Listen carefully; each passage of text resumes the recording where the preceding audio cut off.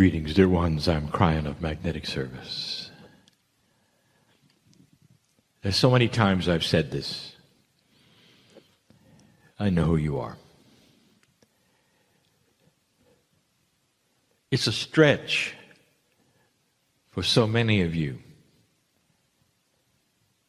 to believe that. One of the first questions the human asks when I come in is, who are you? As though there had to be some kind of singular entity with a name. It's caused because there is a singular person talking. But that's not the energy that is dispersed at this moment.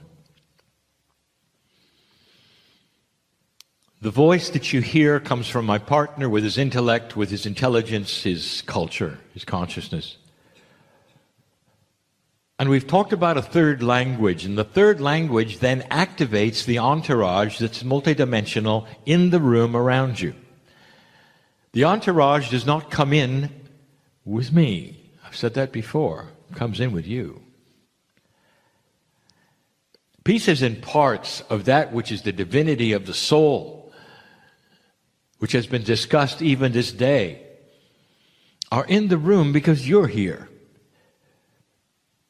The human being is so much more powerful than you think.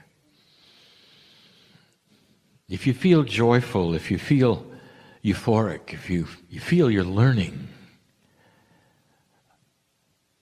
you're aware then of pieces and parts of you which are now being activated and active around you.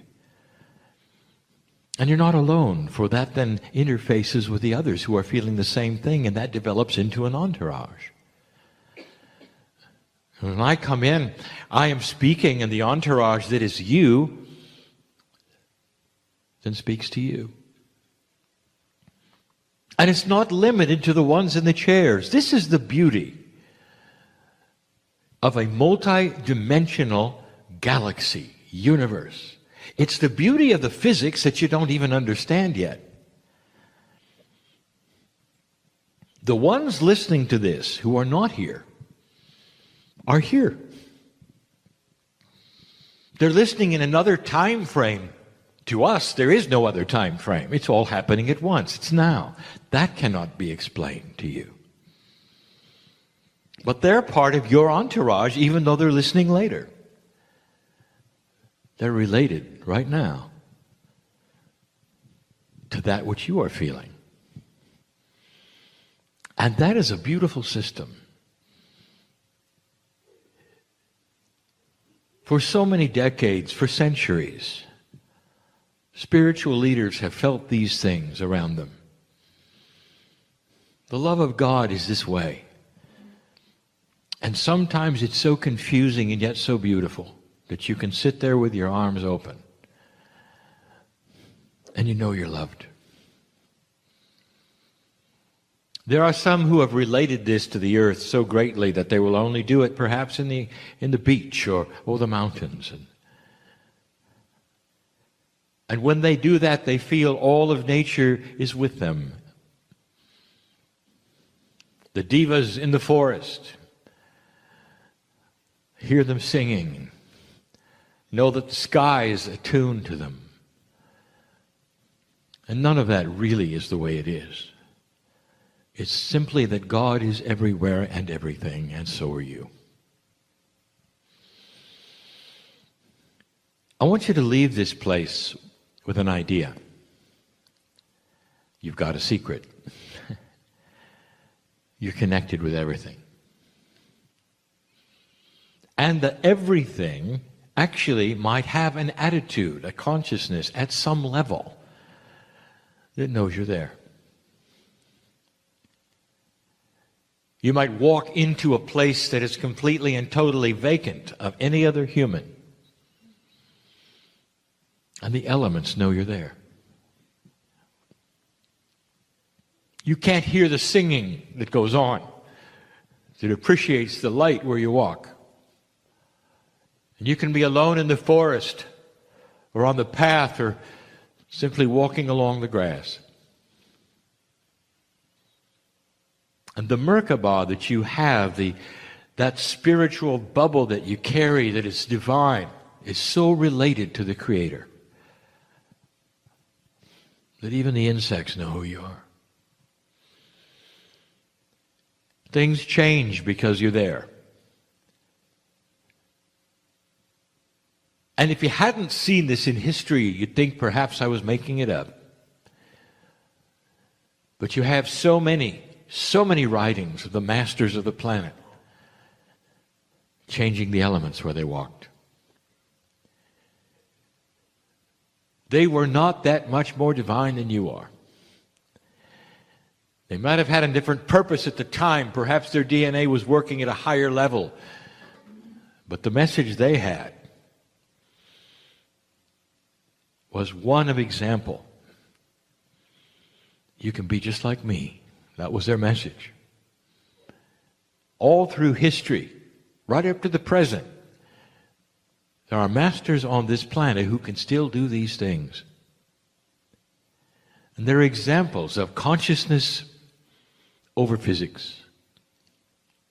But more than that you are so related to everything around you that you're one with everything. It's how you treat this and how you work with it that really shows, Spirit, your belief. We have touched on so many things. I want you to leave this place not thinking that there is a grand puzzle that you've got to figure out. Here is the answer to almost everything you might ask. On the other side of the veil, there is not darkness or misunderstanding. Because you cannot penetrate this veil completely, you believe that on the other side there's mystery. And I want to tell you, on the other side, there is love, benevolence, and a full knowing of who you are. A piece of your soul is there. What I'm trying to tell you is that no matter what you're trying to solve, no matter what you're trying to do, or even understand, even if there's been too much for you to grasp this day, on the other side of the veil, there is complete and total understanding of who you are and what you're trying to do. If you reach out, you may not understand what you're getting or the hand that you're holding, but Spirit does. The part of you that is bigger than you even called your higher self, knows you better than you do. Because on the other side of the veil, there's a full sense of multidimensional reality, of all that is, and it's hidden from you. What I'm trying to tell you is that part of you knows you. On the other side of the veil, it is allied with the Creator. You got a friend there. There's no mystery there. I want you to relax with this. So many human beings trying to reach out to God, and they think God is this enormous, enormous level of intelligence. And it's not personal, but it is. And the personal part is the fact that you are part of this enormous intelligence. You're an integral part. That's the message. It really is. How can you put this into a practical manner, a practical way? Dear ones, you only have certain ways of linear communication. You can only do certain kinds of things that are meaningful to you. We could speak all day about the many parts of you and the soul on the other side of the veil. The very veil itself is mysterious. Where is it? How is it? And so we say to you that there's one thing that is a commonality that sails across the veil. And that one thing has some parts to it. The one thing, of course, is love. Compassion is part of that, and if you put the complement of what goes with compassion, it's joy. And if you look at joy, there has to be laughter. And so one of the best things you can do to break through the veil, to break the ice of what is what and how it works, is to sit down and be joyful. To take a deep breath and smile and know you are loved and that there's a hand up there in metaphors, in your brain. See it, perhaps, as part of you reaching down to shake hands with you. And as you do this, you're smiling. You're not in need. You're not pleading. You're not suffering. The God help me in fear is a bubble you're not going to get out of. Do you realize this? You make the veil thicker when you fear what's going on. But if you have the wisdom within all that's happening in your life to sit down and smile and feel the joy and the comfort that God knows who you are and Spirit knows that there is no accident that you're even sitting there. And then you realize there's a system. I'm in it. I'm part of it. It's me. I don't understand it. But everything on the other side of the veil is benevolent and knows what's going on. And as you put your hand through that veil metaphorically, you can laugh out loud. Laugh out loud. Enjoy that there are answers and solutions, something bigger than you can imagine, and the veil suddenly gets so thin because you have the compassion of understanding and the joy and the wisdom to laugh. Greatest spiritual leaders on this planet, greatest ones, are known to laugh a lot. Think back. No matter what they suffered eventually, the teaching was joyful.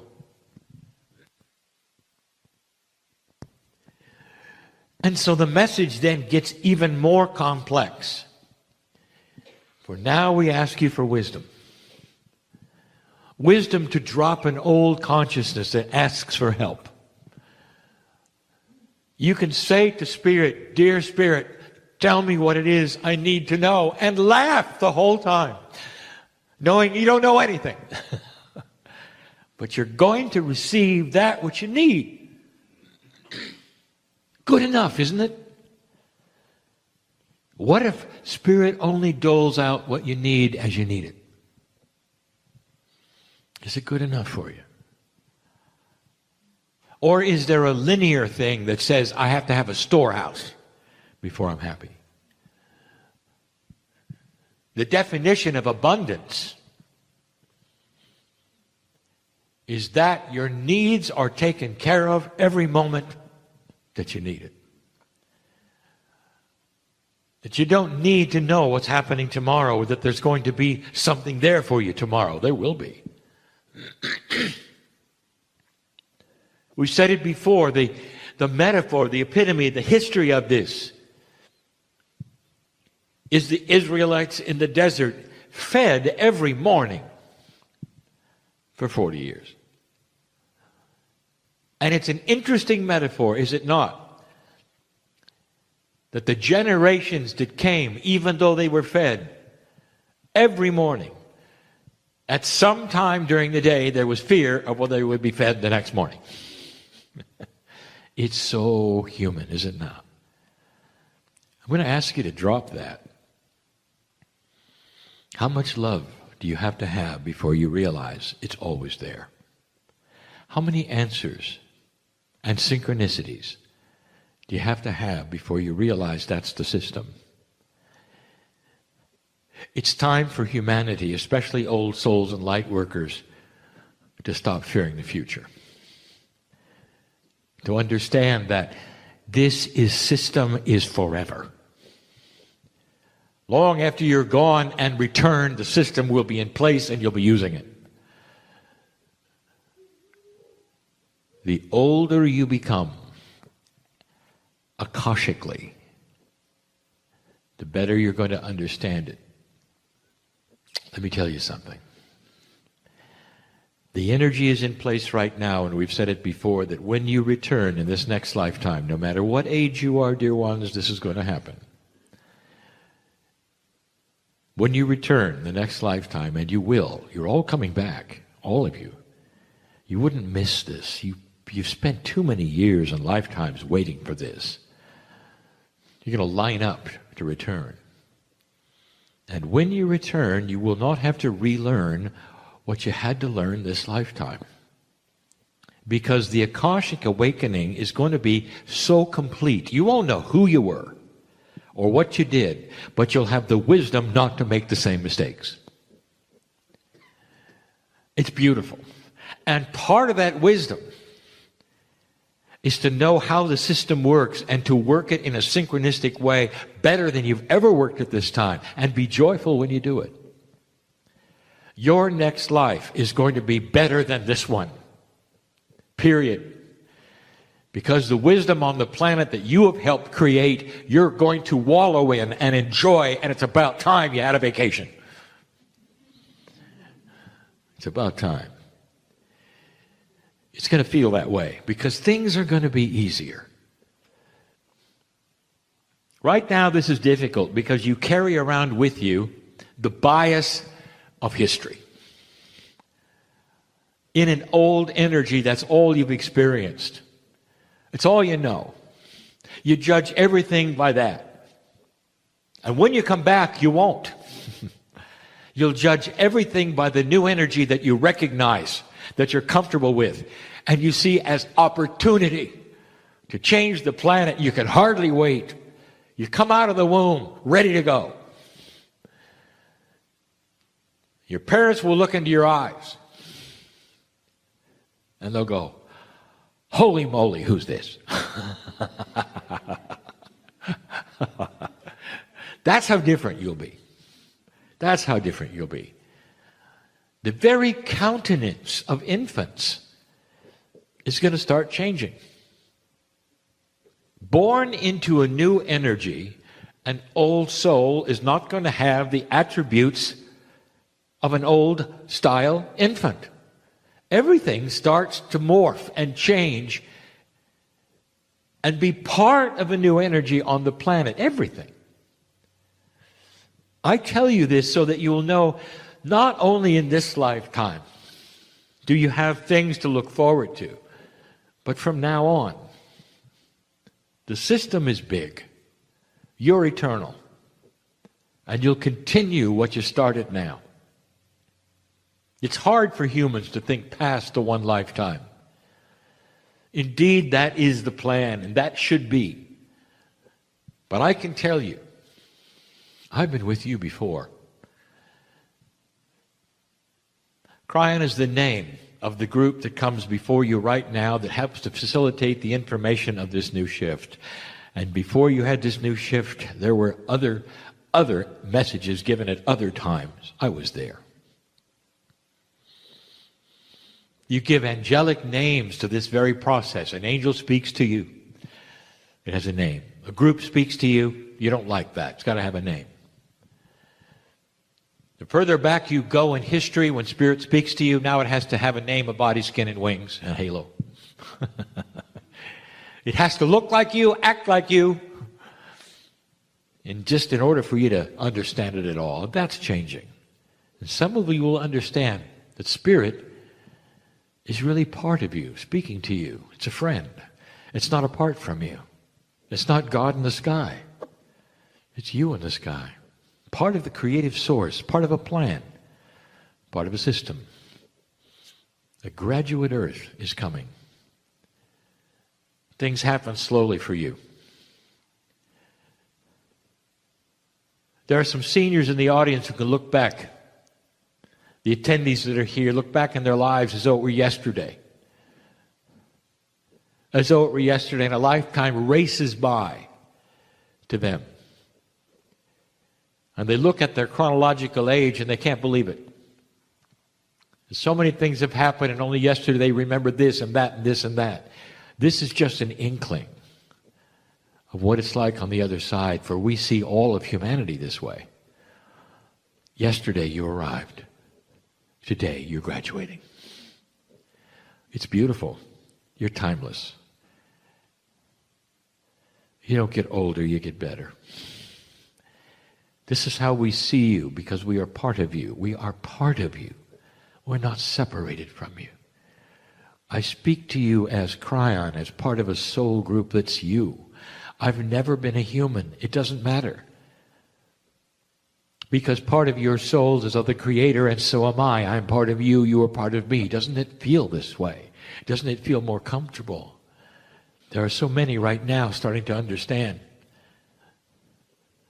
that the messages are profoundly beautiful and comforting, because the system is here and working. I want you to go from this place changed, standing a little taller in who you are and why you're here, knowing there are solutions, perhaps that you don't know are coming, and they are coming. As long as you laugh, as long as you're joyful, as long as you chase fear out of your life and say to the fear that's there, you don't belong here. Get out of my life. Not anymore. Human, you're coming out of an older energy, and this is a tough time. The next time around, you won't remember an older energy. You'll only remember the new energy you're in. It's going to change everything. Children are being born right now with that attribute. One of the issues of children that is so misunderstood is that they do not have old energy attributes of remembrance. All they know is what is possible, not what is not possible. And because of that, they look like they're troublemakers, because they don't fit into the old energy that you've experienced. It's a time of shift. Part of the shift is this: it won't last forever. But there'll come a time when the generations will all be new. And when that time comes, things will be different. The earth will be different. What you do will be different. And you'll be here as one of them. It's beautiful.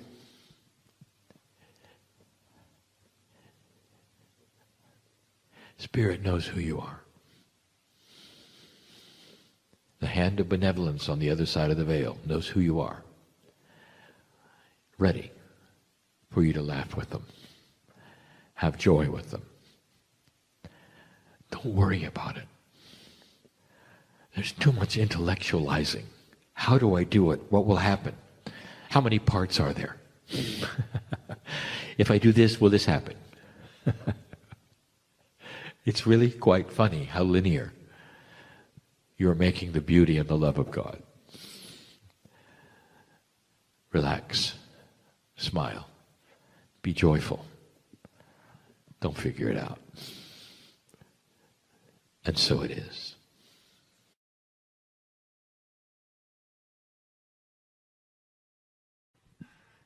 Greetings, dear ones. I'm Kryon of Magnetic Service.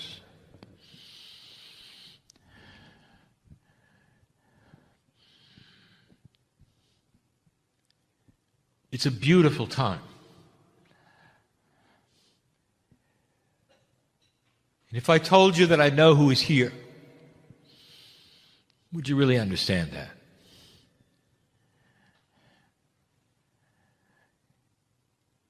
So many times you have heard me say, I know who is in the chair, I know who is listening. There are no secrets from God. I am from the great central source. I am a piece of the whole, like you are. Because I've never been a human being, I do not have the biases that you do of corporealness or 3D-ness. But I have the love for you based upon the work that you're doing. Now, before we even begin, I'm going to alert the listener to something that those in the chairs already know. That my partner had a difficult time getting here today.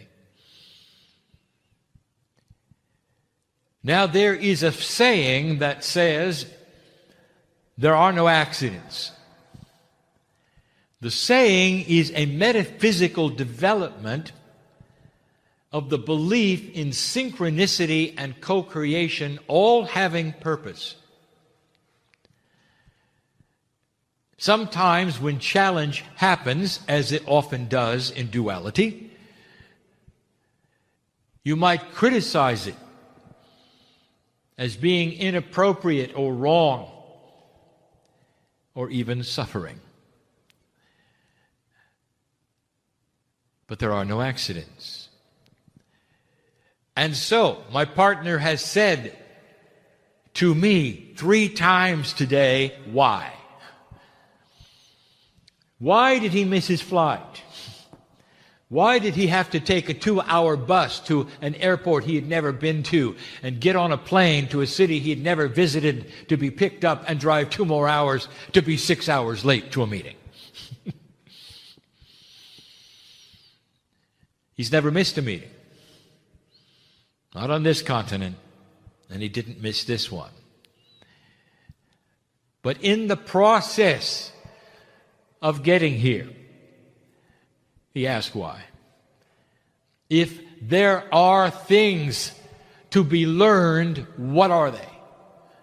And why should he experience this and drag all of those in the room with him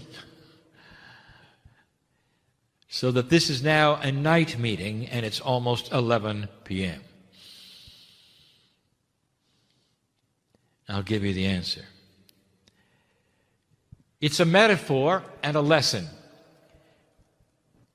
It's not for him. It's for all of you. And I'm going to revisit this because it is the theme of this channel. The theme you've heard before. Things are not always as they seem. Here is the metaphor, and it is for the day. It is for the time on this planet. It is for many of you to see and understand. All of you in the room held a ticket for this event. All of you in the room, when you purchased the ticket, felt you knew when things were going to happen.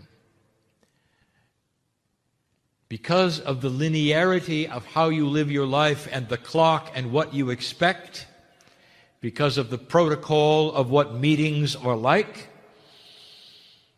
you saw yourself in advance here at a certain time during the day and leaving when it was over. You scheduled your time appropriately when you would leave, the drive time to home, all of that. And then suddenly it changed. How many of you were tempted to say, because it was not as expected, I'm not going?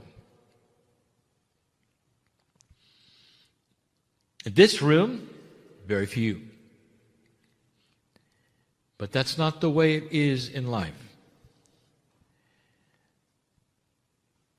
The start of this meeting happened after the time the other one was supposed to end. It wasn't just late, dear ones. It was over. And then it began. How many of you hold a ticket for something that you have been asking for a long time? You paid your dues, dear ones. You got it in your hand, and then it didn't happen. I'm talking to a lot of you listening to me now, and both present and not present in this room.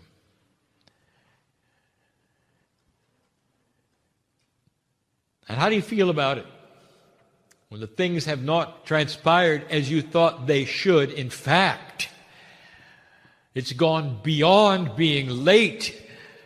It looks like they're not going to happen. The healing that has been promised to you, the associations, the business, the reawakening, there are so many. I know who you are. And in linearity, you are disappointed. The things around you are not unfolding as you thought they would, as you were expected they would, all your life perhaps. You come to this point and there's a change. And you're sitting there by yourself holding the ticket. And you don't know why it's happened. And here's what I want to tell you for this instance. I want you to notice what this metaphor was today. You were asked to wait. And it didn't happen, and it didn't happen. You were asked to trust that it would, and it didn't happen. And then way after the fact, when it was even supposed to be over, there was still the chance it wouldn't happen. And then it did. For those in the room, in this tiny little metaphor, the entire meeting has now happened and you are at the end of it. And you can look backwards and you can say to yourself, I'm glad I didn't go home. You can say, I'm glad I waited through it. I had the ticket and I got what I came for. I want to make a statement to you that God loves you enough to honor the ticket. Maybe not in a time frame that you like or that you expect, but you wouldn't have the ticket if it weren't supposed to happen. Do not despair. These things are not always what you expect. Can you go the whole route? Can you wait even after the meeting was over to have what you expected? I'm going to get back to that. I want to review a little bit of history and fill in the cracks of the profundities of this shift on the planet that are happening. As I said last night, I have arrived in 1989, triggered by 1987 harmonic convergence. There's so much more than that. You began to change early, and we saw it. The harmonic convergence was a result of profound potential. When I came in, I gave you many predictions. Almost all of them have now resulted in manifestation. But they weren't prophecy. And I want you to understand the difference. You have today's technology which allows you to see storms coming 1,000 miles away. You can prepare a week in advance for something that may hit you. And you'll be ready.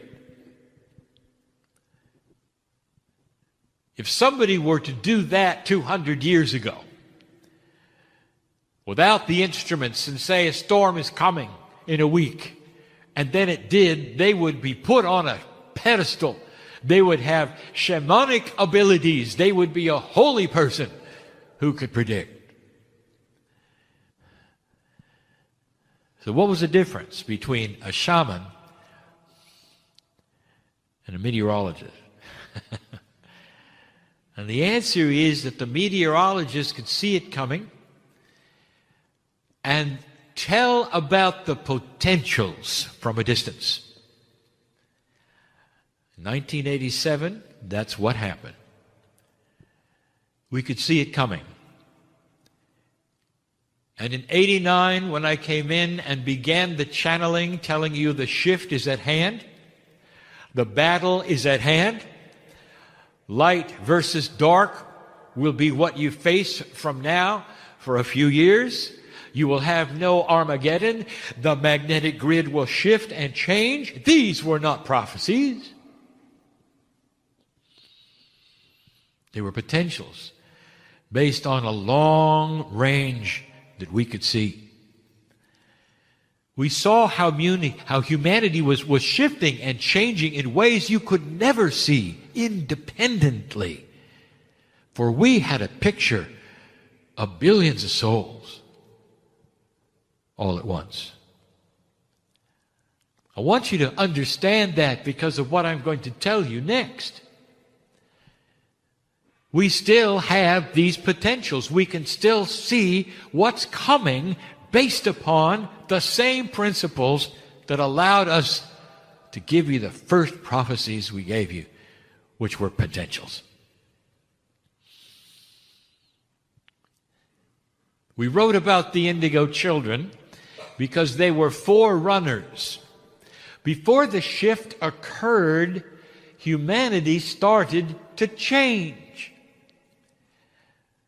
The DNA actually within these children was different than yours. And it was different not in a chemical way, but in a quantum way. You're not going to see it in the microscope, dear ones. But you can see it in the actions and the consciousness that's represented. This was not a prophecy. We saw it coming based upon the potentials of human consciousness. Now, the indigo children, they represented a slightly changed human DNA that we told you was quantum. Based upon the magnetic grid shift, which is also quantum, and a consciousness shift of the planet. Someday you will see that human consciousness has physics and it is quantum as well. All of this to say one thing: they relate to one another, and we saw it coming. And it was, and it did. Isn't it interesting that more than 10 years before a potential shift on the planet, that the kids started to change anyway? Before December 21st, the middle of the precession of the equinoxes, way before it,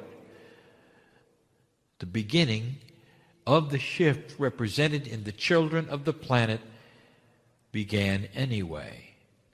I want you to pay attention to this, because this is the way it works. There is an anticipation factor. It has begun already. There are those human beings whose DNA is working above 33%, and you're going to recognize them and see them clearly. And some of them will take the form of children geniuses, and there's going to be far too many for coincidence. It's not a prediction, dear ones. It's a potential. One of the attributes of an increased DNA functionality is increased wisdom, increased intelligence, and the ability to see system resolution faster. Some of the indigo children already have that ability. Some of you are starting to receive it without having to come in again. That's what I want to talk to you about. What do you think calibration and recalibration is really about? Come on. Is that to make you feel better? How do you feel? Because it's not done, and you know it's not done. There are gifts being given to you right now, before the battle of dark and light has even actually begun. We are changing your DNA because you've asked for it, because you passed this marker. And the result, dear ones, is that corporally you are uncomfortable. This is all coming back. Did you hear me? How many of you lost your joy to live? Don't despair. The ones not in this room, necessarily the ones listening, don't despair. Because that joy is going to come back. How many of you just have had a bad day and remember it and went into perhaps a minor depression only to have it all come back later? And in retrospect, you said, wow, I'm glad I didn't make any decisions when I was depressed. Well, I want you to think about that because you need to hear that right now. This is not the time for some of you to be making decisions. Not only is it coming back, it's coming back and doubling. And we've said that before. Your gifts are being increased because your DNA is going to work far more than 33. You know what 44 is going to be? Long before the Tibetans are going to tell you, I'll tell you. I'll give you a hint. 4 is indeed a Gaia number, and that is something to look at. Is there perhaps a link to Gaia that you haven't seen before? Let me ask you a question. Why are the cetaceans in the Gaia group? That's just a little hint. What is 4 and 4 together? Manifestation. What is it that you might manifest when you get to 44? I will tell you that. Peace on earth. That is the potential. That's not the storm coming. That's the sun coming out. I've never told you that before, did I? See, things are not always as they seem. Things clear. And I can reveal things that perhaps I couldn't reveal last week because the potentials are that much grander today than they were last week.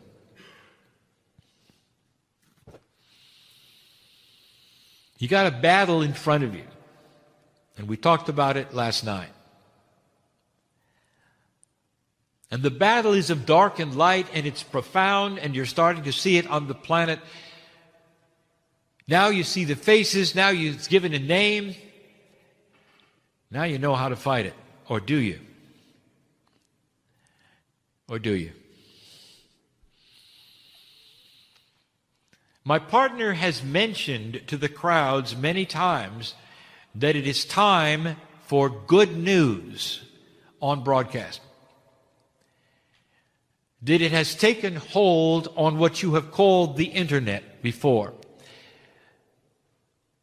And that various videos go viral that are heartwarming and beautiful. Going viral, my partner says, means tens of millions of people see them over and over and tell their friends.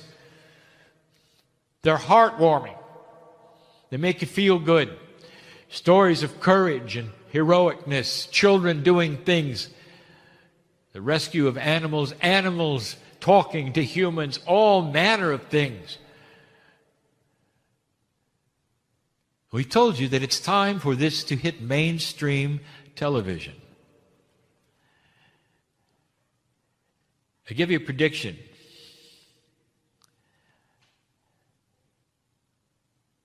The one who decides to fund this for the first time will have the same kind of fame that the one did who decided to start something called Google or something called Facebook. Paradigms which had never been seen on the planet, and others told them nobody could do it, nobody would be interested, and it wouldn't work.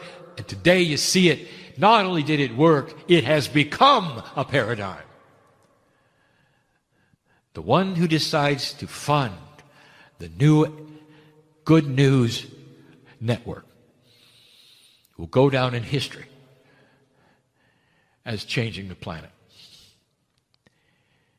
The one who had the insight and the vision to know how new humans are thinking and make a commercial endeavor about it. Make no mistake, I am not telling you that there is supposed to be a television channel that is New Age or that has Kryon. Hardly. Just let it be like the internet. Let it show the clips and talk about the stories and bring in the people and discuss it. And it will attract tens of millions of people away from the news, away from the horror. And the first people to see that this is going to be working are the advertisers. That's why it's going to work. This is the challenge. The first one to have the courage to fund this, endure the jabs of ridicule and laughter as they move the paradigm of the planet, will be famous.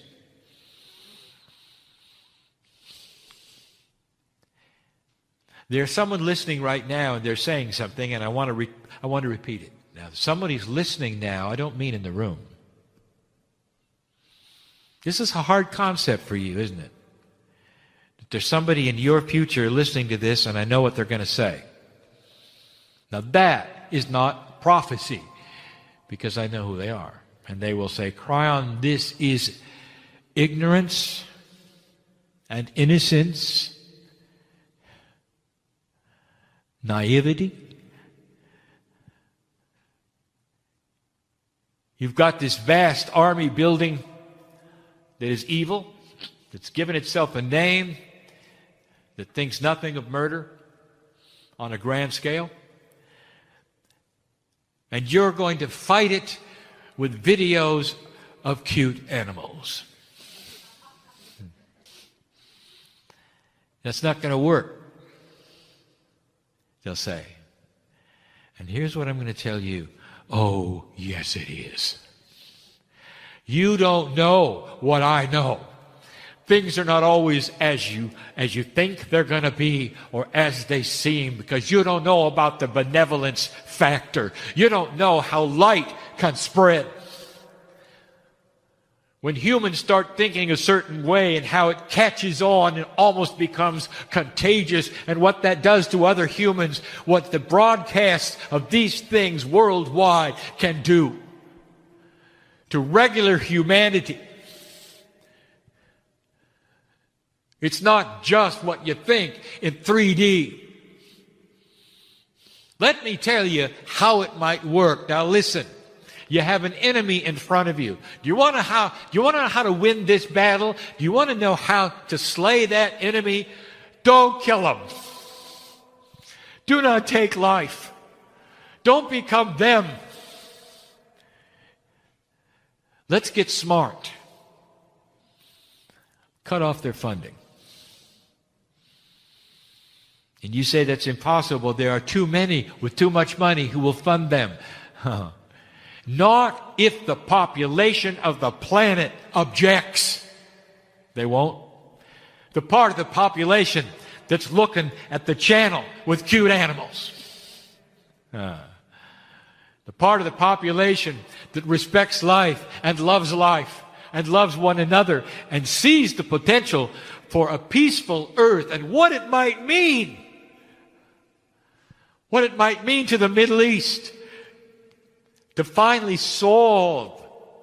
Maybe it'll take a generation, but to solve that ancient hatred. Cut off their funding. It's not going to be that hard, because the funding has to come from somewhere. And that somewhere doesn't just sprout from the ground, dear ones.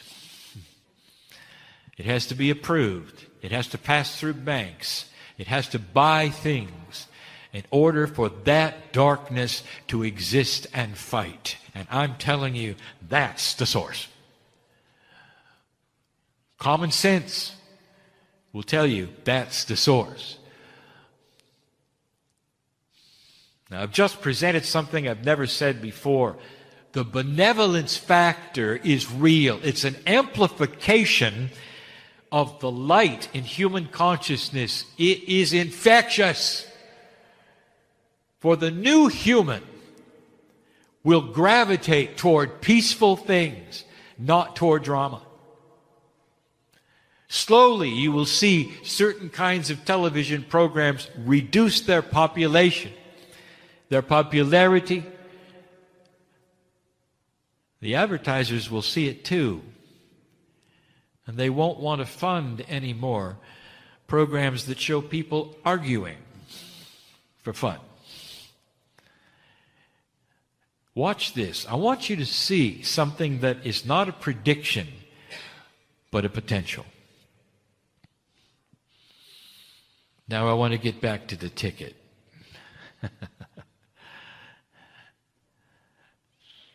In 1987,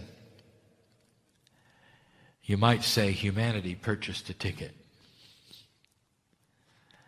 for a meeting. And the meeting would have a name: the New Jerusalem. And some of you know what I'm talking about.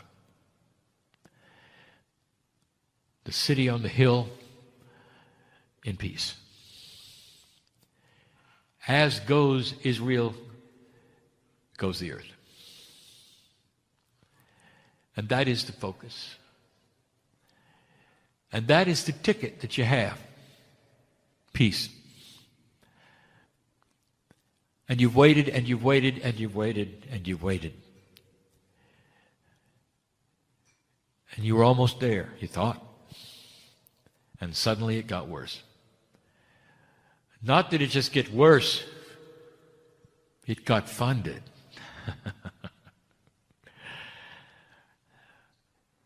They can't win, dear ones, because you got a ticket. How long is it worth waiting for? And what are you going to do? Are you just going to hold it in your hand? Are you going to suffer through it? Are you going to be a victim, wondering when it's going to happen? Or are you going to hold it up high and say, we deserve this, and it's coming. Let's go. Let's figure out how to defeat the darkness. We'll start with yourselves, becoming more gentle to one another, practicing on a micro level what the macro consciousness of the planet will have to learn. How long will it take? How long will you wait? The next time you're born, yes, when you reincarnate, if this earth is not yet in peace, I'm going to tell you esoterically, metaphorically, metaphysically, when you are born, you'll be holding a ticket. You will come in with this attribute. This is what you're going to want as a child. This is going to be your passion, and everything you see around you, if it doesn't agree with this, you're going to fight it. And you're going to fight it with that which you know works. Integrity, honesty, gentleness, compassion, action. It's infectious. That's the factor nobody expects, because it's not in 3D. It's not a prophecy. It's a fact. It's coming. And we see it. You've got the tickets. Don't put them away. Don't tear them up. Don't be discouraged. Hang in there. Because things are not always as they seem. I know your name. And I'm proud of you. And so it is.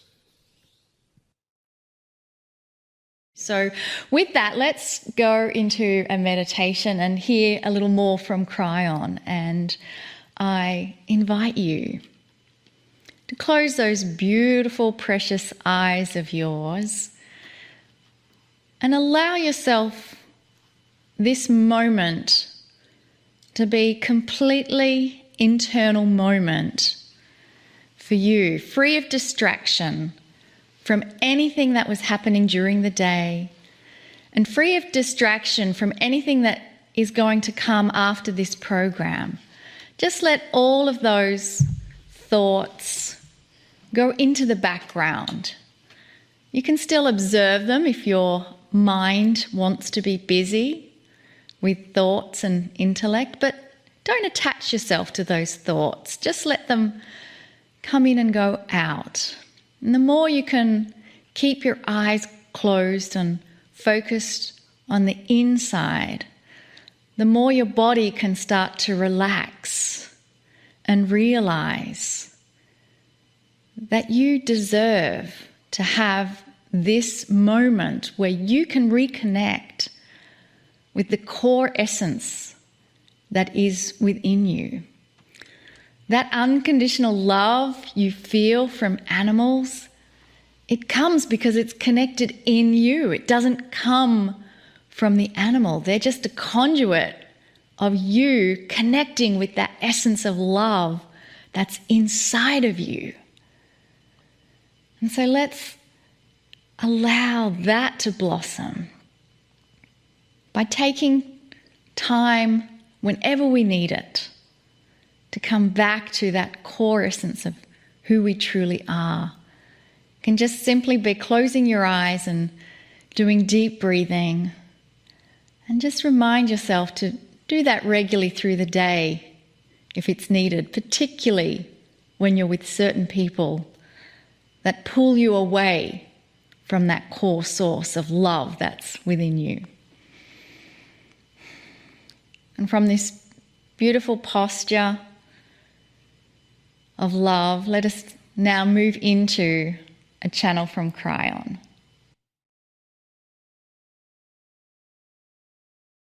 Greetings, dear ones. I am Kryon of Magnetic Service. There are so many of you who have asked the question, how much influence do I have? And so many of you are asking about yourselves, not just the planet. Some who are esoteric thinkers say this: how much influence can I have as an old soul about the baggage I came in with? This is a subject, and it's all about what some are calling the Akash. If you've not heard this before, it's a very popular subject these days, and even psychologists are beginning to realize that you come in with certain kinds of influences that are seeming to be baked into your consciousness, that they didn't come from anything you experienced on the planet. Somehow your personality comes in a certain way, and then it's also shaped by what you experience. If you're an esoteric thinker, if you believe perhaps in past lives, like 2/3 of the world does, you realize that there is a system called the Akashic Record. What happens in certain past lives seems to then come in with you, and there's a reason. Some have called it karma, and we have told you before that this is something in this new energy that we've asked you to drop completely. It's no longer needed. But you still have that which is the Akash. And the Akash is what you have experienced in past lives that comes in with you. In the past, this has a reason, so that you will then settle it or perhaps act on it or do something different to dismiss it. That has been the thinking, and it's been for centuries. This has started to shift and change. There are those who would be critical of that statement and say, no, these are bases of some kind of axioms of esoterics. They never change. They do change, dear ones, because you change. If the energy of consciousness is becoming more benevolent and the shift on the planet is before you, do you see how that would then change how you learn and what you learn with? And so what I'm going to tell you, I have said before, but you need to hear it again. How influential can you be on the baggage you bring in with you? Sometimes that baggage controls your life and you don't even know it. Lifetime after lifetime, perhaps of sorrow. Lifetime after lifetime of dying early, perhaps, and you come in not expecting much from the planet. You come in and you don't smile much, very serious, wanting to know when the other shoe is going to drop. That's what it creates. And that's just something you come in with. And that's something that your parents deal with and your teachers deal with. And yes, your spiritual leaders deal with. How to get beyond that which seemed to be baked in to a consciousness when it arrived. That's the Akashic record. How much influence do you have on that? What I'm going to tell you next is known by the ancients masters. You have full influence. I want to take you to a place in India called Varanasi. And for hundreds of years, in a teaching about karma, the Akash, they know that if they go to the river there and bathe in it, the belief is this, that they can influence that which was baked into them when they came, the Akash, the karma. And they can be free of it to a certain extent so that they can proceed with their lives, or the next time around it'll be different. In other words, their belief is what I'm telling you. So for those who are critical of this message, that you have power over your Akashic baggage that you bring in, I'll tell you this, it's not a Kryon statement. This is historic. It's part of the belief system of millions and millions of people already. But this may be new to you.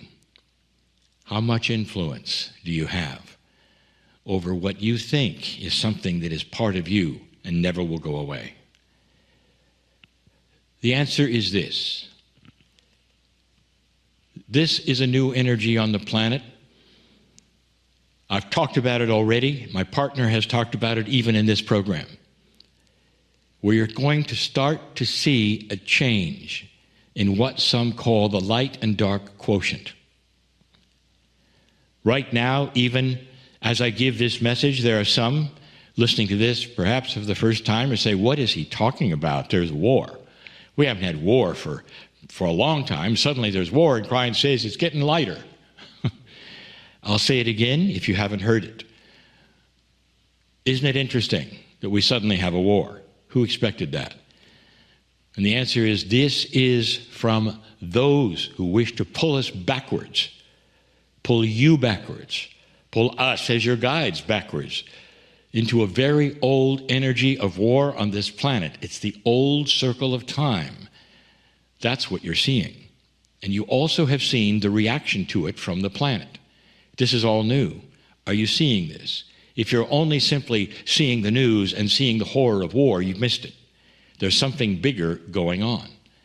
This energy, this lighter energy, is going to be of compassion and kindness like never before. A world that's starting to see one another as they see their family, instead of some foreign individuals in a foreign culture with a foreign language. The internet has really helped that. But more than that, the collection, the coherence of consciousness, where you start to see one another so differently than you've ever seen each other before. And in that, there are new tools. The tool set that I'm talking about is the one that's starting to blossom in every human being. The DNA is changing, and we've told you that before. Some of you are starting to accept it, realize it, and move forward with it. Some who have felt nothing is possible in my life, I cannot change who I am or what I am, are starting to have an inkling to change your mind about a tool set that you might have that you never felt you did before. And you do. You really do. And part of that tool set is to fully and completely change that which you came in with that might affect your life. And the next question, and I know those of you who are listening and saying, okay, I believe that. It's true. How? Those in India said, well, you go to a certain place and do a certain thing. It's actionable things. And it still is. But you don't have to go to India. You don't have to bathe in the river. And even those things are limited compared to what you can do today. Would you like to drop inappropriate karmic things? Drop inappropriate, I will say for the time, Akashic remembrances. We have given you examples of this. The Circle of 12 has done the same thing. But I'll tell you this, there is so much power in intent. If you're really interested, you can start that process. Your intent to do so is seen as permission for you to change that was inside your DNA. That's where it's kept. I've told you that. Did you know that pieces and part of your DNA come with you from past lives, carrying certain things, the Akashic record for one? What do you do? Dear Spirit, I have intent to drop these things that I don't need anymore in this lifetime. Can you say that? Dear Spirit, right now, I am dropping those things that do not propel me into kindness and compassion and keep me from joy and peace. Dear Spirit, I am in charge of my own biology. My soul and I together drop the inappropriate things that would get in the way of peace, joy, compassion, and happiness, or the rest of my life. I now have that power, that ability, and I'm doing that in front of all who wish to watch. I am changing my DNA. And with that, I proclaim a new lightness of spirit, a new kind of kindness for myself, which will occur. One where I can look at myself in the mirror and say, I am indeed beautiful in the eyes of all that is, because I have God inside, because I no longer have a stone to carry around or pull me backwards. I am that I am. That is your power today. An empowerment that we are telling you is new and different and belongs to you. That is your lineage. That is why you came. Congratulations, dear ones, on what you are becoming. And so it is. Greetings, dear ones. I am Kryon of Magnetic Service. The pendulum of reality swings yet again into my corner. And there is an element of disbelief. In a group of old souls, there is always this. They say it's too easy. Some will say it's too easy to fake. And so we say this to you before we begin this discussion. It's about love.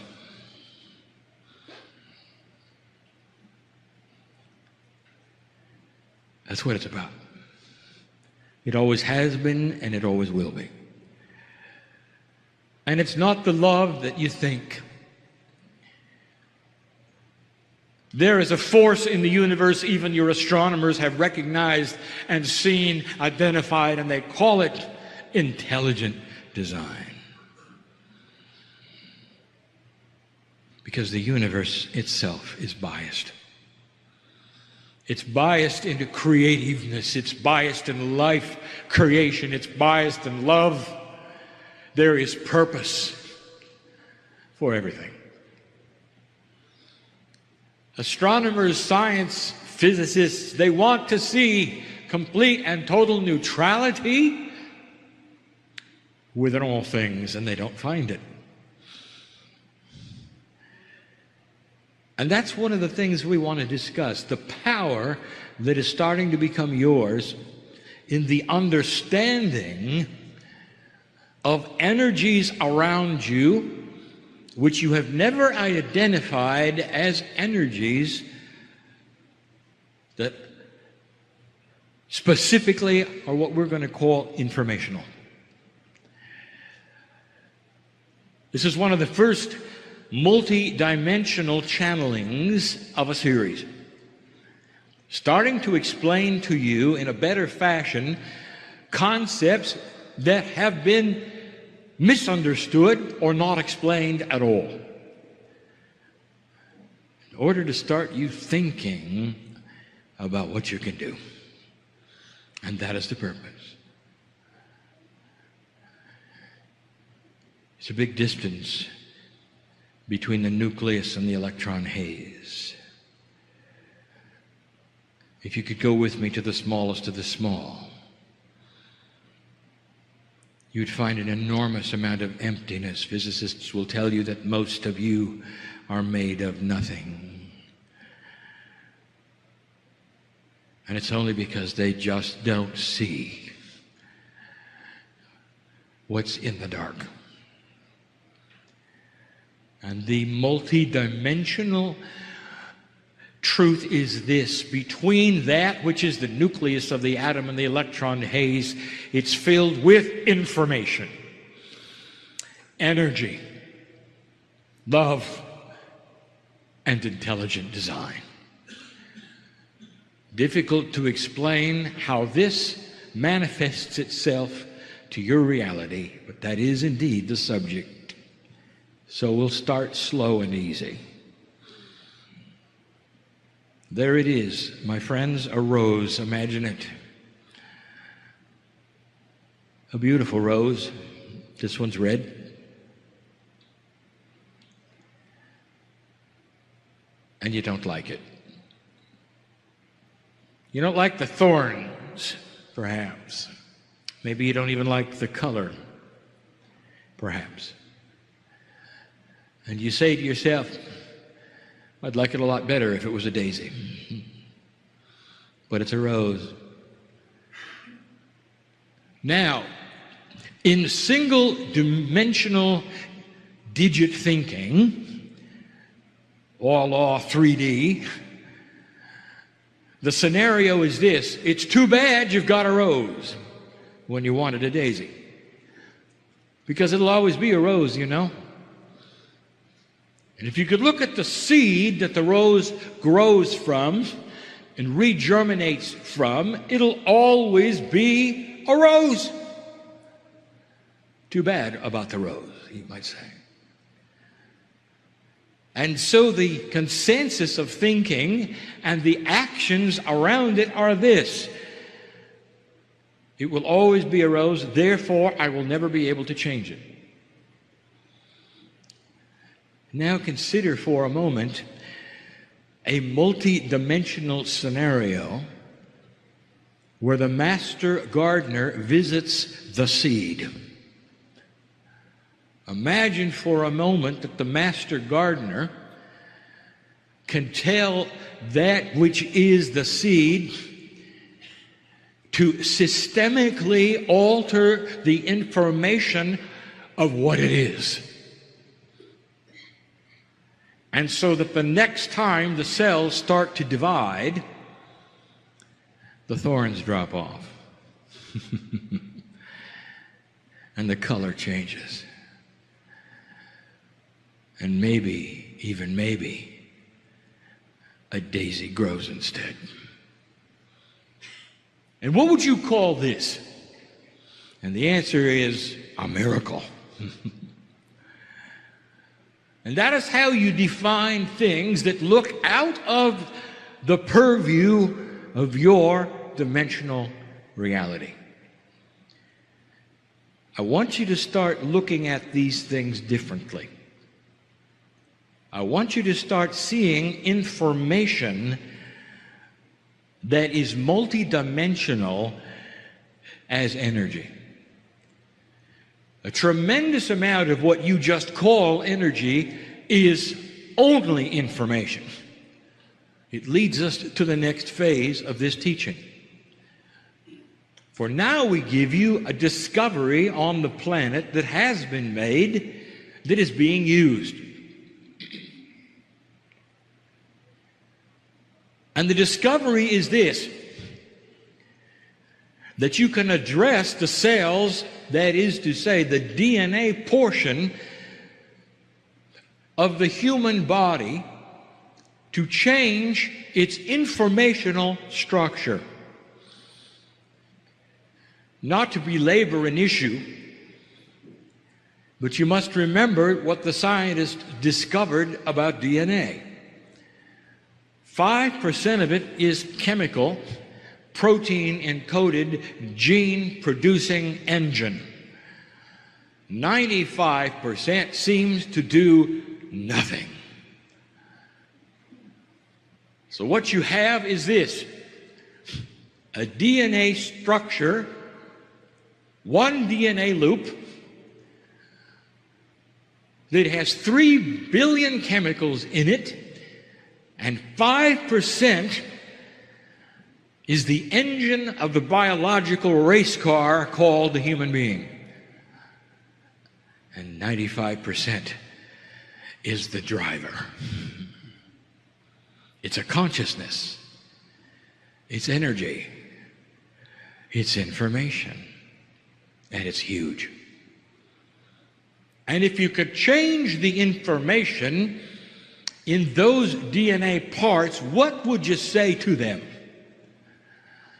Well, let me give you an example of something that's already been done. Let us say you're born with a deformed heart. Here is a heart that is not operating properly. The valves don't fit. And let us say that that is who you are, a red rose with thorns. And so in your reality, you're going to die sooner. You will not operate well. You may be on drugs when you're older, and you'll always have a deformed heart.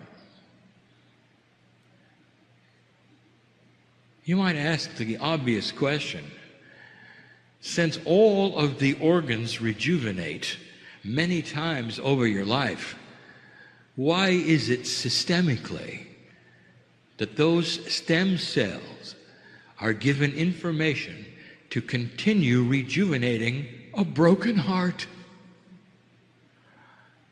Why does it stay deformed? And here's the answer: because the information stays static. Without something to change the energy of the information within the systemic system of the human body, it will always repeat what it has. The rose will always be the rose, and the thorns will always grow there.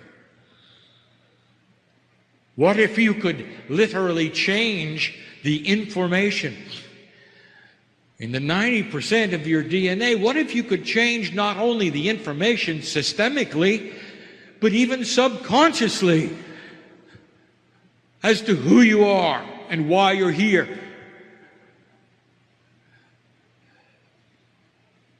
They're starting to learn how. Addressing the information energetically in DNA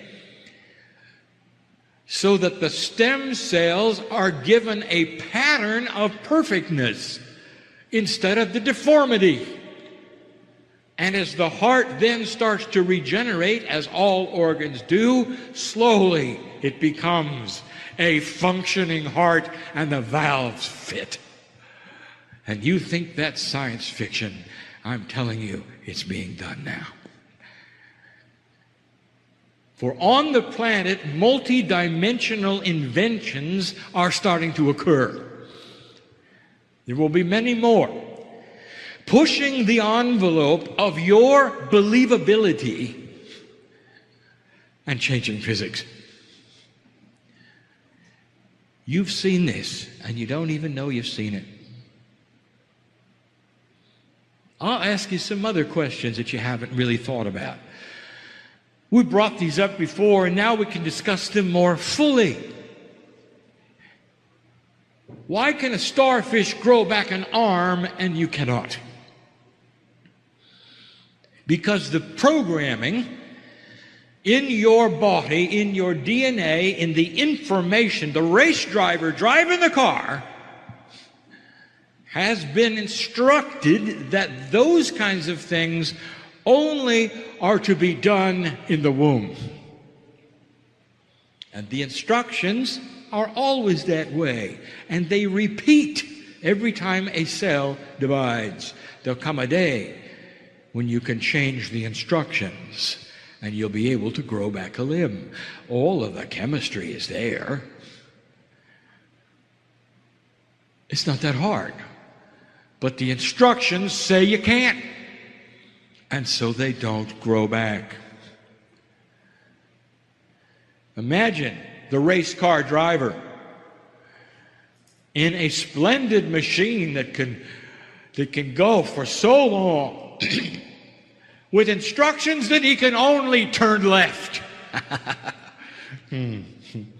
That's what a race car driver does, you know. What if you straighten out the racetrack and suddenly you got a left-hand only driver? What happens to the driver when the racetrack straightens out and he doesn't know how to do anything but make left turns? You got to change the information that he has. And that is what is being done. When the spinal cord is severed, there is chemistry that races to the place of the severing, so it won't grow back. Did you know that? There is a hormonal proteinal structure that actually keeps it from growing back. How does that serve humanity? Well, it doesn't. Nerves are designed to grow back. And they don't. Did you know they even have addresses, color codes? They can find each other in the dark and grow back. And they don't. Because built into the race driver's information is not to grow back a spinal cord severing. There'll come a day when you can reprogram the systemicness. Stem cells exist everywhere in the human body, alive and well. They are what pattern what happens. Chemically, they are responsible for a human that is predisposed to disease. And that predisposition will be then carried to the child. And the imprint and the energy and the information of the 90% will continue and continue and continue unless it's reprogrammed. Unless the information is given to it to become different. It's not chemical. It's energy. It is multi-dimensional energy. New technology to reprogram pieces and parts of the body. Do you know what this means? There are women in the room who respond to this, who carry a gene that their ancestors carried and that they carry and that their children will carry on predispositions to certain kinds of weaknesses. And when you can rewrite your genetic print, none who follow will have it either. Do you understand what I'm saying to you? Your children and your children's children will only have the reprogramming. They will not have the original information. Energy is like that. Informational energy is like that. And there's a lot of it on the planet. There are systems on the planet that have been misunderstood for a long time. Let me give you a couple. This is controversial. You may not agree. You may not like it. But I'm going to give it to you anyway. Humans love things that go bump in the night. They love to be frightened. They love to be scared. They love movies that scare them. And they love haunted places. Have you seen the upsurge in the interest of haunted places? Now let me tell you what they are and why they work the way they do. And now we get into the power of the information of the Akash. Human consciousness carries an imprint which affects the planet. And we have told you this from the beginning, 21 years of it. Human consciousness is what is going to change the planet. Human consciousness is information.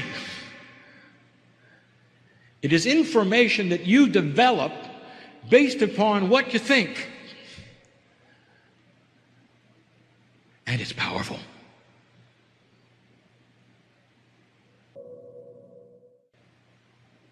Human consciousness actually goes into what we have called the crystalline grid of the planet, which is a multi-dimensional grid. You can't see it. It holds energy. It holds information. When the planet is measured for vibration, it is the crystalline grid that is measured. And the crystalline grid only has on it what humans have put there. An interdimensional record of thought, of lifetimes, of happenings. And here's what I'm going to tell you. In certain conditions, in certain ways, a human life or an interaction of multi-lives together in a scenario that is profound for whatever reason of its profundity will create an imprint in a place. It's information and energy that will replay itself over and over and over like a recording tape in 3D. It's a haunted house. Did you know that? And here is some of the things, the attributes that we may not prove it to your psyche, but we'll give you something to think about. Did you notice that in a haunting, you have a scenario which repeats? The man comes down the stairs. The man goes up the stairs. The woman in the kitchen moves from the left to the right, sits in a chair, rocks for a while, moves away. If it involved dramatic things such as murder, the man comes down the stairs with the axe. Over and over and over and over. It's a good movie, isn't it? And that's all it is. Why does it feel the way it feels, Kryon? Because it is a result of human consciousness imprint, and you've got one too. And when you're there interfacing with it, it gives you chills, because it's real. Now science has gotten involved, as they should, and they're noticing something. The imprint, the haunting, carries scientific attributes, and they're all multidimensional. Guess what changes? Magnetics, gravitation, light, and even time. Because what it is a multi-dimensional event imprinted onto a place on the planet that plays over and plays over and plays over. Can you capture it on tape? Uh-huh. Because it knows it's being observed. Because it's part of an imprint that is multidimensional. In a quantum sense, it knows. I can't explain that to you.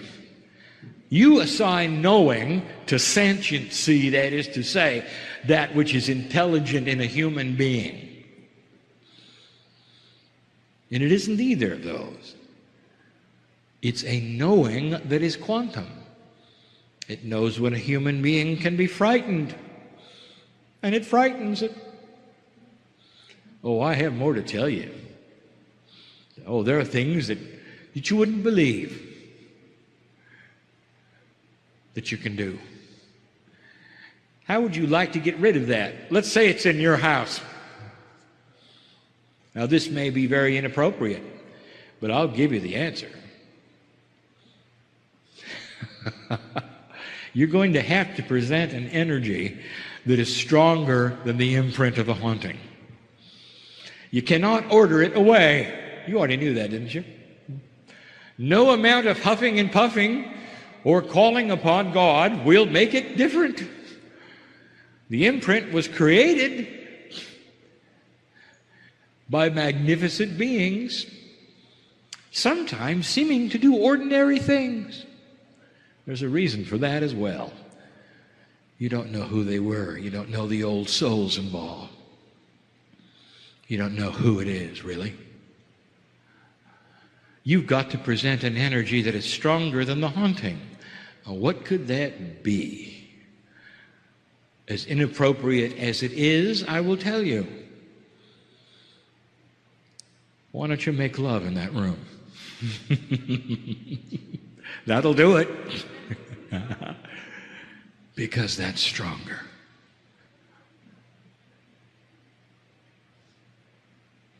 Anyone who's been in love in the room, and there's some secrets here that I know. Beautiful ones that I know. Knows the power and the energy of humans coming together in intimacy. And the angels sing, and you create a third energy which is more powerful than the two of you. And you know it. It's sacred. It's beautiful. And it's stronger than the haunting. Maybe you didn't want to hear that today.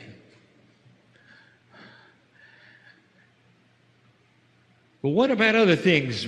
What about like demon possession and all these? And I will tell you this, it's different than you think.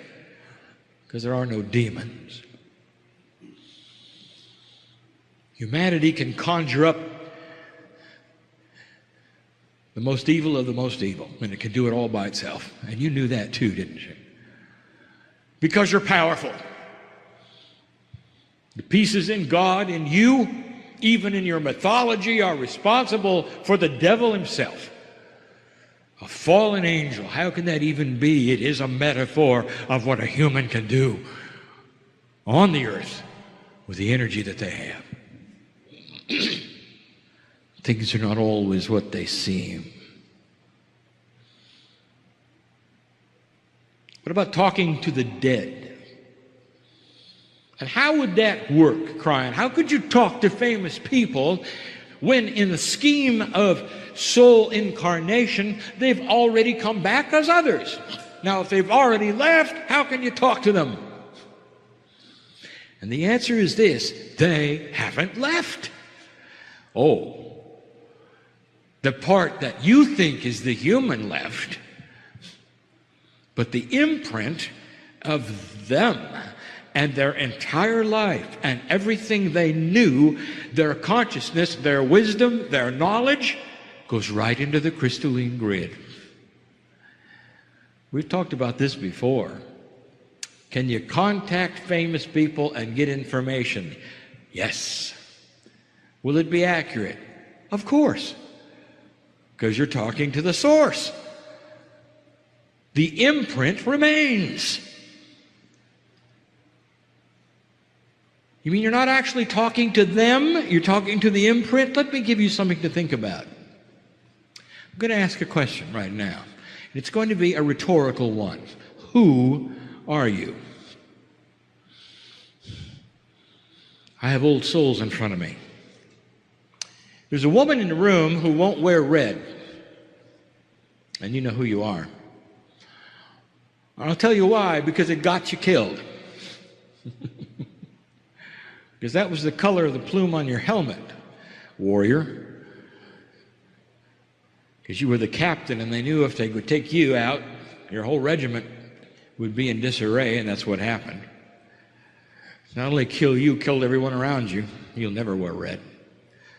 You just don't like the color. It's just not for you. You shun it, don't you? Old soul, who are you? Who are you?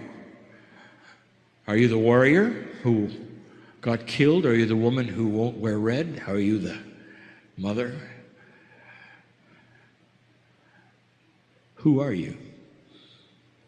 It is a rhetorical question because in my reality, you are a piece of God. And so when you go to that place where you wish to conjure up one who has lived before and ask them questions, who are you talking to? Are you talking to the Urkosh of a soul? Are you talking to that which is alive or dead? I will tell you, none of those things are accurate because you don't really know. It's even more magnificent than that. Can you ask Aunt Martha where the treasure was buried? Yes! And she'll know, because you're talking to the Aunt Martha imprint. And she'll know. Now, if you ask Aunt Martha, how are things on the other side? She'll say, beautiful. What's it like over there? Lovely. No, give me some specifics. I love you. She doesn't know. Aunt Martha knows what Aunt Martha knows. You think of it in singularity, and it's not. It's powerful, it's real, and it's there to be accessed. It's multidimensional, and those with gifts can access the wisdom of the ancients. Go back and ask them what they knew. Go back and ask them how it felt. Go back and ask them where the treasure is buried. You're going to see some of this. And those in the places of magnificence on this planet, wearing the costumes of spirituality, and the heads of state and religion will call it evil and will call it occult, not understanding that you are moving into a multi-dimensional state, appropriate, accurate, true, usable, correct, helpful. All of those things. Does that make sense to you? Let me give you a concept, and this will be the last one. I've saved the complicated one for last. That's my favorite one. We haven't done this before, my partner, so get it right.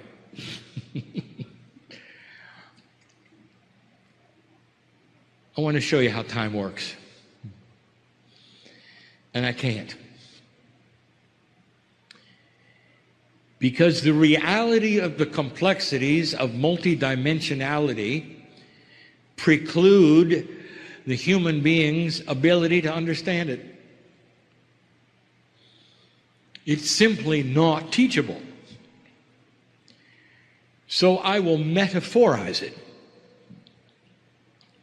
and give you it in its simplest form, which is only a fraction of its reality.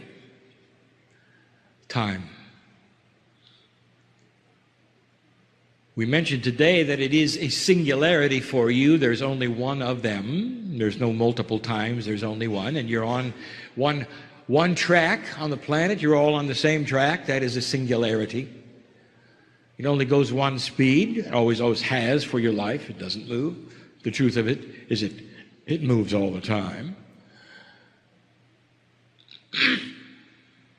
Another truth you don't understand is that each of you can step off the track and create a faster or slower one. You don't know that either. How do we explain this? So let me singularize it and pretend you're all on the same track for a moment. That's what you think anyway. That's easy.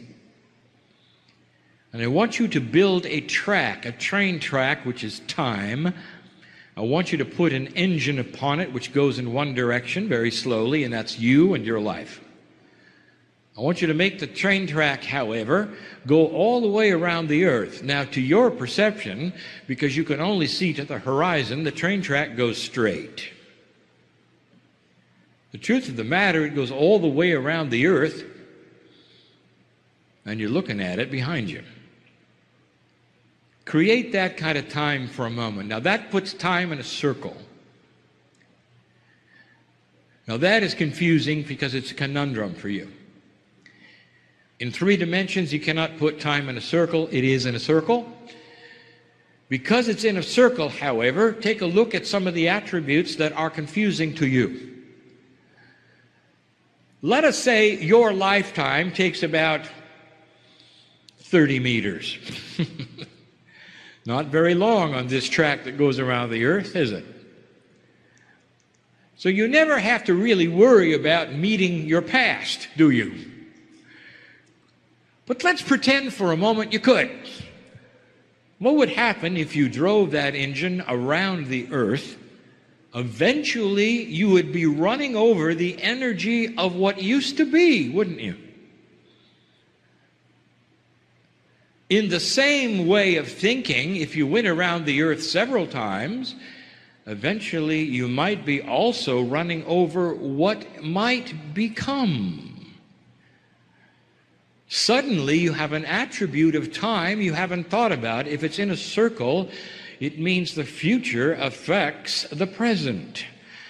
And you think the future hasn't happened yet. It hasn't in 3D. It has in a quantum sense. Now, I'm giving you information right now, and I'm giving it to you this way because there are scientists looking at it in that way. Is it possible that the future could give you energy and information now? Think of this train track for a moment, and let's get more complicated. It's got layers now. Every time the train goes around it, which is a human life, things change. What if it was humanity in that engine? Now you have the past, present, and the future of everything that's ever happened on one train track in a circle. Now you have a situation where you could stop the train, dig down in the tracks, and maybe if you had the ability, pick up something that either hasn't happened yet or happened before. I didn't expect you to understand it. Only listen to it. Because that's what's happening. Let's complicate it.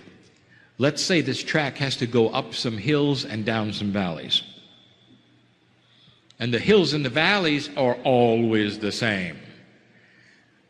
If you were smart enough and had a system that understood this time, you could create bumps where it might be difficult or easy and actually put them on a map.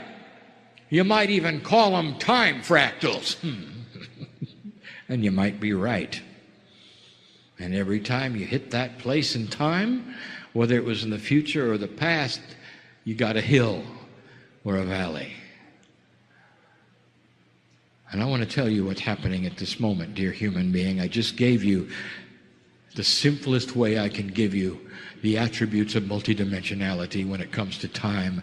You are visiting potentials that in your mind have not happened, but in a quantum sense have. You are receiving a vibrational increase so that you can look at the track of time and select where you want to go.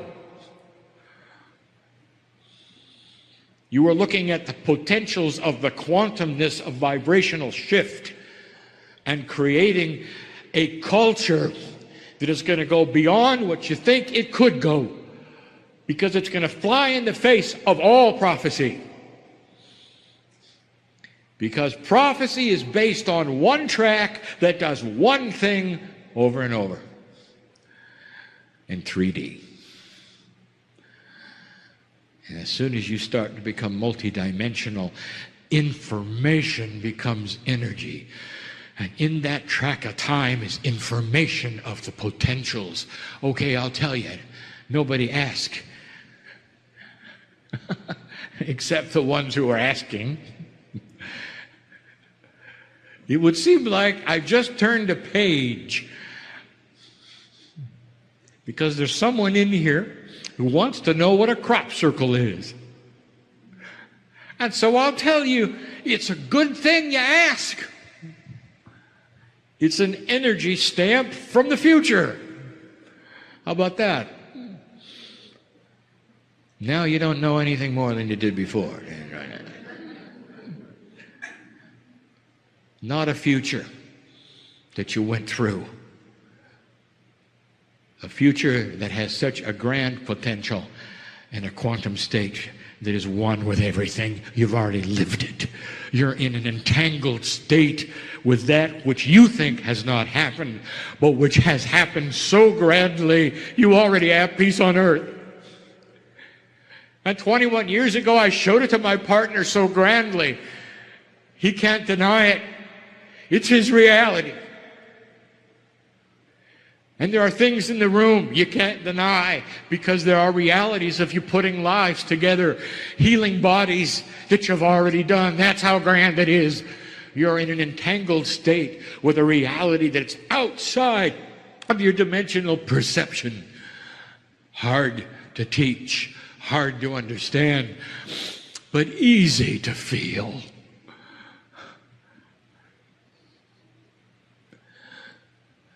Easy to feel. Imagine the solution is upon you. Imagine those things which you're planning already completed. Imagine yourself looking backwards and saying, "Oh, that wasn't too hard, was it?" Imagine the most perplexing things you've brought to the table today over with. How do you feel about it? And human being, if you can take a breath of release and look at it like I can, you are becoming quantum. And you've just created it. Congratulations. Now go from this place in your three-dimensional way and walk through the steps that you've already done. And that's my message. Information is energy. In a multi-dimensional state, all things are possible.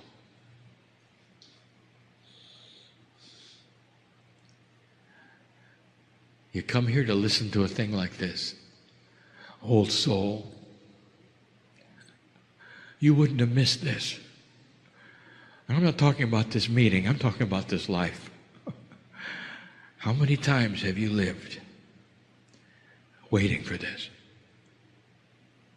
What do you think the wisdom factor is in your Akashic record? If you've lived and lived and lived and lived and lived, how about that track of time?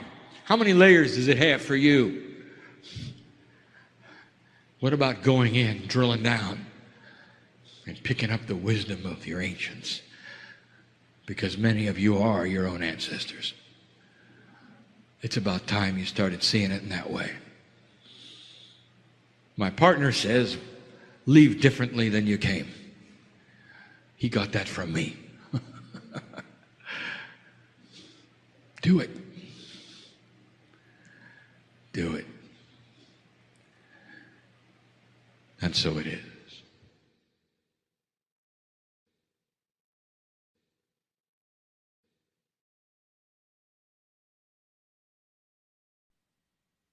Greetings, dear ones. I am Kryon of Magnetic Service. The subject of this month, and even partially of last month, is about timing. The timing we talk about now, right now, is more personal than an overview. This particular channel, I want to talk about something that is really part of your everyday life and existence. Now, we have spoken many times about the energy of not just expectations, but of affirmations, of thinking, positive and negative, and what happens when you do. We are going to talk about the timing of synchronicity. So in order to make this channel more complete, there must be a review.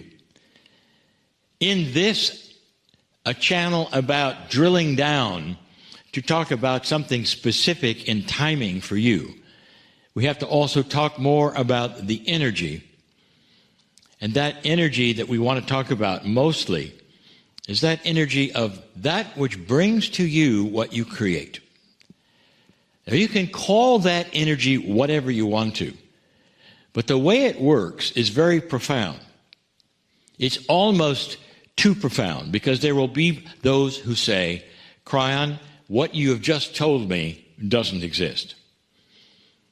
If you would interview most humans on the planet, they would tell you that you are born, and if you're lucky, you exist. If you're lucky, you won't have accidents that may terminate your life or cripple you, if you're lucky. And that if you're not lucky, it'll be the opposite. And so it seems to be, at some level, you are a victim of chance. And most would say, that's correct. I mean, why wouldn't it be? You can't control the future. You may not be able to control the future, dear ones, but you can control the present. And we have told you that that which some call the law of attraction is you putting energy in front of you somehow, so that when you arrive at that place where you've put that energy, you get synchronicity. So let's back up and talk a little more about that. There is something around this planet, around the consciousness, that is not even esoteric. It's physical. It is called the field. It is a multi-dimensionality where consciousness, which is energy, resides. This is being studied and validated at so many levels that someday it'll have a name, more than just the field. And those who expect these good things to happen actually put it in the field. And when they do so, it helps to arrange their lives so that as they walk forward, they will have the correct things happen. Let me put it this way. Any road that you might go to and you don't know what it is may have potholes and rocks and smooth areas. So there are those who say you're blindfolded and you may trip on the rocks or step in the potholes, and it's called chance and luck. Then I come along and tell you that if you were to project that you would only be in smooth areas, that there is some kind of energy that leads you into the smooth areas. And that is synchronicity. That is what you call it. Some just call it luck. We call it synchronicity. I'm going to go further. I call it created synchronicity. Now, the synchronicity doesn't always have to be positive. Now, I have talked to you about this before, and I'm going to do it again, because you cannot hear this too many times. If you are always negative, if you are invested in how this planet has victimized you and you'll never get ahead, you are going to create your own synchronicity, and you're going to step in every pothole that exists. Are you getting this? You create that which is your reality as you walk. You're not necessarily creating your future, you're creating your present. But you have put in front of you your future an energy of synchronicity. and you've given a positive twist, a thought. And these are the affirmations that we talk about. Kryon, is this positive thinking? Is this just something you hope for? When it comes to synchronicity, it's not hoping, dear ones. We have given you instructions that said it's almost like ordering on a menu. That if you expect these things every day, on a daily basis, they occur. Now, there would be those who are so linear listening to this, and you're going to say this, well, that's absurd, because if I have a problem and I just don't know the solution, how can I put in front of me the solution, Kryon? So let me, oh linear one, give you the answer to that. Here is your projection. Here is your affirmation. As I walk forward, I will always step into that which will give me solutions to my problems. How about that one? In other words, you don't have to put in front of you absolutely everything that you're wanting or look for or expect, but that which perhaps is even greater. Dear Spirit, let me always walk in the light. Dear Spirit, put me in the best places I can be. Now, the circle of 12, we're going to enhance this just a little more. But there are things that you can give yourself in these affirmations that people don't even think of. What kind of control do you think you have? Let me ask you a question. Have you ever had an experience where you were about to do something you'd planned, perhaps something you'd look forward to, perhaps something you expected, and you were stopped? Tonight in the circle of 12, I'll tell you why. If you are asking to create synchronicity and there's something in front of you that's inappropriate, intuition may stop you if you're tuned into it. I'll tell you what gets in the way, dear ones. What's in the way is where you set your mind to something no matter what. And you get all kinds of esoteric signs and signals and intuition. Perhaps you should wait. Perhaps you should wait. And you move forward and you step in a pothole. I think some of you have had this experience as well.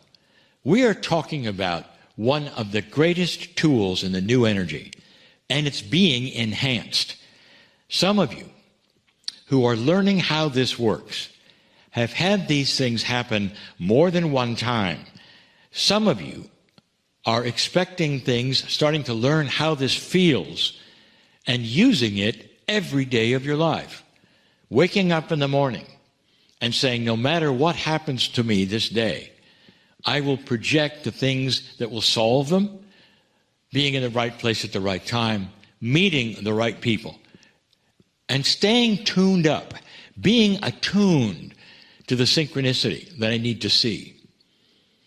There are those also starting to understand that those you meet along the way may very well have something for you, even though it doesn't seem like it. Those perhaps you will meet and you would just simply say hello and dismiss them and move on, may have some kind of a package for you that will change your life. So that means that you have to perhaps examine situations differently. The Spirit brings to you because you ask for them. You simply didn't recognize them. More than synchronicity. Now we're talking about gifts that you have actually projected and asked for that sometimes you miss. Timing. Timing. It's a beautiful thought, is it not? That perhaps you as the human being have control over your life. I want you to think with me for just a moment, maybe even project your life. There you sit. Now, some of you, perhaps for some of you it's new, and you'd like perhaps a little more idea about what I'm talking about. So let's go through it. It's so important that you understand that this is doable, more than doable. This is something that you can use now, every day, practical, esoteric information that works. Dear Spirit, I'm uncertain about my future. Dear Spirit, I may have this or that. Dear God, however you want to say it. You say, let me project in front of me what I need for me. Not for others, but for me. And in the process, let me find that what I do will then be for others.